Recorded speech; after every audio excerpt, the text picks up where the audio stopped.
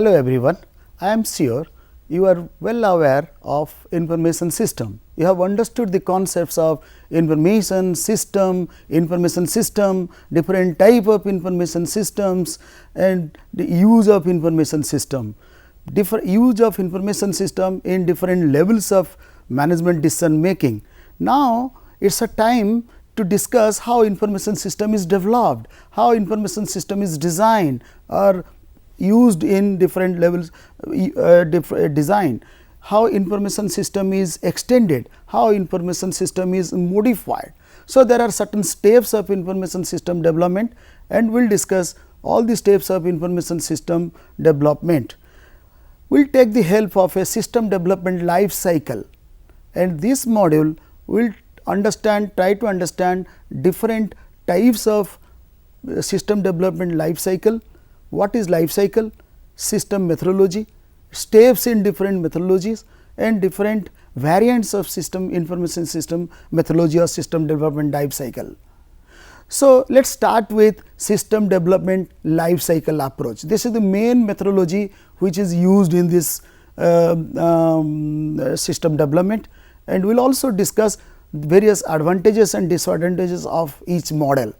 So, what is development of information system? What do you mean by development of or information system or design of information system? It is also known as system development, implementation of software or information system. It can be either you design information system or you extend information system or you modify the information system. So, you must follow a system life cycle plan. It is a life cycle. If you see this model, there are couple of phases.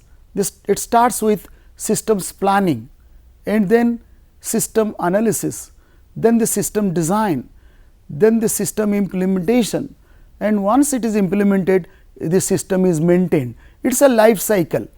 So, its cycle is one type of model by which we explain different phases of development. Cycle does not exist in reality. It is a model by which try to understand different stages. So, what are the stages of this life cycle?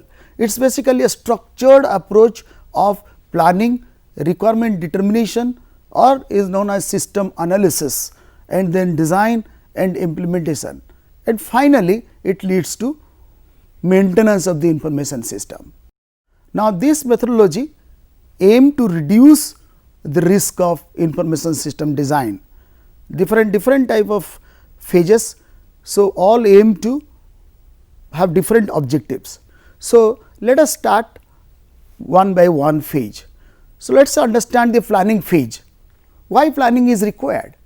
So, in order to design one information system, you must understand where the information system requirement comes from, who requires information system. In an organization, there are different type of people are there, the bottom level, the top level, the middle level. Anyone can raise the requirement information system requirements. We need one information system, we need a software. System analysis design not only means information system, it also talks about the software. So, a software is also designed following the process which you are going to discuss today. Now, in the planning phase, different members of the hierarchy, let it be lowest level or middle level or top level or steering committee or can be board member, say that we need one information system or we need to modify the information system, we need to extend the information system which is existing. So, in that case, the lower level whatever information system coming from may be short term and the people who are giving their requirements that we need one information system or software may be strategic or long term vision. So, and the middle level may be having some problem in monitoring management of people or some assets of the organization or the customers, they also raise the requirement of any need of an information systems. So, this is the way how various information systems are basically proposed by different stakeholders of the organization. It can be the lowest level, middle level or the top level, but their priorities are different, their requirements are different, their objectives are different, they have their own understanding of the information system.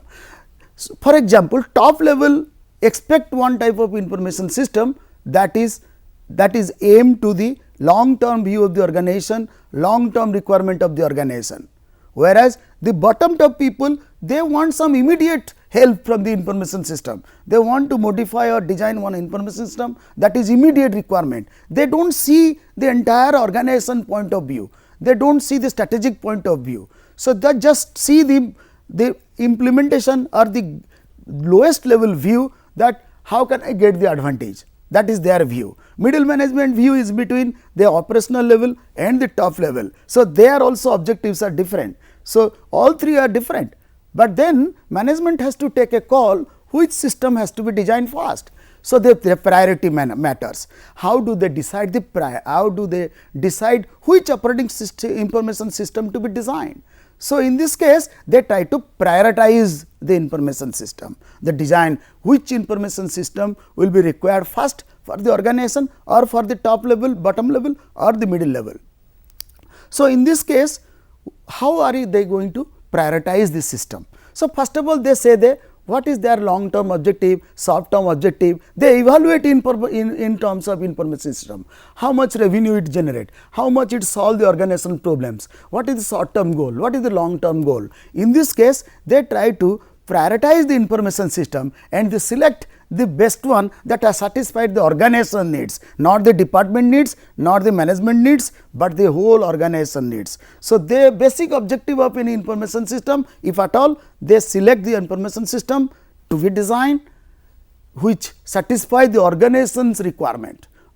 So, that is the reason how it is decided. Once it is decided the information system, so the outcome of planning is a SOW, statement of work or a planning document that says that this is the information system is going to be designed or modified or extended, existing information system can be extended. This is called this software, the information system requirement, a document, the final outcome of the planning phase and how the work is to be carried out.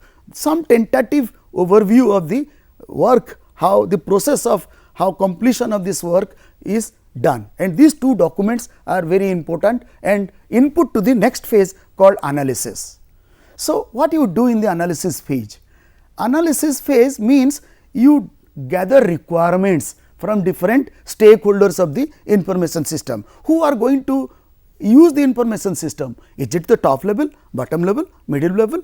What are the users? Who are the users of the information system? How are they going to use? What type of data they are going to use? What is the logic in the process of the process? Logic in the process. They want to investigate the existing information system. This is known as analysis phase.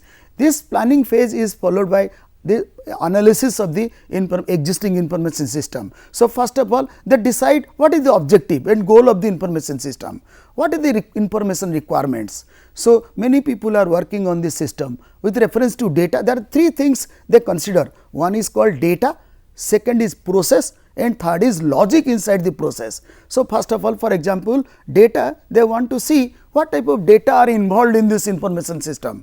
If you take the example of a student information system, the data is nothing but student data, faculty data, teaching data, grade data, means what type of students takes what type of courses and after all they get a grade. So, this is the data, teachers location, course details, course descriptions, and these are the data involved in the student information system, if you want to design a student information system. Now, next understand, once it is data, then the second one is called process. There are many processes in the system, in the information system, example student information system. What are the processes involved? Let us assume that the objective is to develop a student life cycle management system, information system. In this case, you try to find out what are the steps, major steps involved in this student information system. Students will be admitted. First of all, student apply that time data is collected, then the process is done, and then once the student is applied, then admission will be done, then course will be offered, then they evaluate component will be decided, and once they are evaluated, grade and certificate will be distributed, and then leave the organization or institute, and they become the alumni of the information system. And for example, so these are the various steps of processes of any information system. Example, student information system. So, you need to understand each and every process of the information system. So, that is called process understanding. So, first we discuss data understanding, then we discuss process understanding. We go detail of the process, how each and every process is involved, and how different people, different users are involved in the process, how they collect data. And the third part is, which is most important, is called the logic in the process, how a grade is calculated, A plus B plus C by 3 or A plus B by 2, how the grade is calculated. This is called the logic of the process. These are the three things you must collect while analyzing the existing system, information system. So, once you know what is the problem, how the data is collected, what type of data is required, and how frequency the data is required, how volume the data is required, then you go for what are the processes involved in the entire information system, and once you know the detailed process, you find out what are the logic inside each of the process. So, these the three things which are the data and the process and the logic in the process. So, the next step is called requirement structuring. You collect data from different way, and then you store data, you write down. How are you going to write down the data? This is very interesting. So, you write down the information whatever you collected in a structured manner, so that other people can understand it, the programmers and the next level of people who are going to take the analysis part and start using for the next phase. So, that is most important. So, that is the reason why they use certain tools, certain well standard tools and techniques by which whatever they collect from the information requirement from different users of the system, they start writing it. How do they write? For example, in case of data, they use entity relationship diagram, how the data is presented, how entity relationship is established, how entities are located, and how there is a relationship between entities, what are the attributes of each entity, how entities are related. So, this is what entity relationship diagram. Then comes to DFD, which is called data flow diagram, used for structuring process of the model, process of the system, information system design. So, in this case with process design, they will use some diagram called system, this data flow diagram. If you see, this is one example of ERD, and this is the example of data flow diagram. Data flow diagram is used in case of structuring the process diagram. So, you find out how the data flow from one place to another place, that is called flow diagram. That flow diagram is very important, and the process flow, the input, output, and what are the steps involved in the process, that is written in a document called data flow diagram, which is very standardized document, which is understood by the entire community of information system development. That is the reason why you should go for a particular system or standard tools. And the last one is called logic in the process. How are you going to write down the logic? You may talk a lot to the information system users, but how are you going to write the same thing in the document, so that all others people who are going to use it understand the same way what you want to be understood. This is the way how information system requirements are gathered and structured as a logic. So, what are the tools used in the logic? Structured chart, decision tree, decision tables. These are a certain tools where you can write down the logic of the process. If you write down the logic of the process in a structured manner like this, so if you see, this is a decision tree. This is another example of decision table.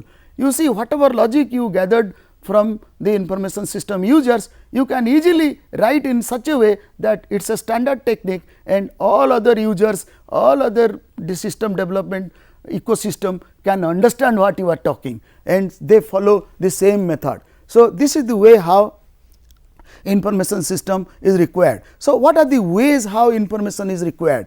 So, there are 4-5 popular methods of you collecting data.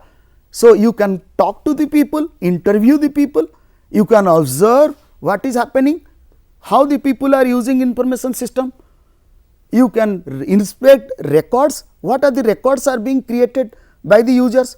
So, and the last one is very interesting, is called joint application design, document inspection, prototyping, use cases. So, the popular methods what generally we use in system analysis design for gathering requirements: observation, you observe what is happening, observe the entire system ecosystem, what they do, how are they doing, every process, every logic of the process, you observe who is doing what type of people are playing what type of roles, and then once you observe, you can also talk to the people, because sometimes they you may not observe something which they share their views. So, you talk to them, you find out different type of input from the users, that is another input to the analysis. So, your observation. Second one is record inspection, you go to the records, do not talk to them, do not find out, observe, you just go through the records, what is happening, what type of registers they are maintaining,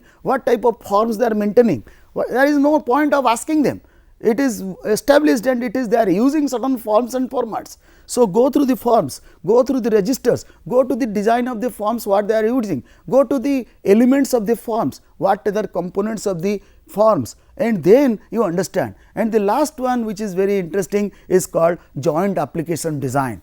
Requirement analysis, sometimes people can't talk, they can't express their view what they require, and the people who are designing the information system, they also do not know what to do, what these people are talking. So, all of them they go together to some people, some places. So, remote places, well, they are out of, means completely they are far away from the organization, they go together. Who goes to there?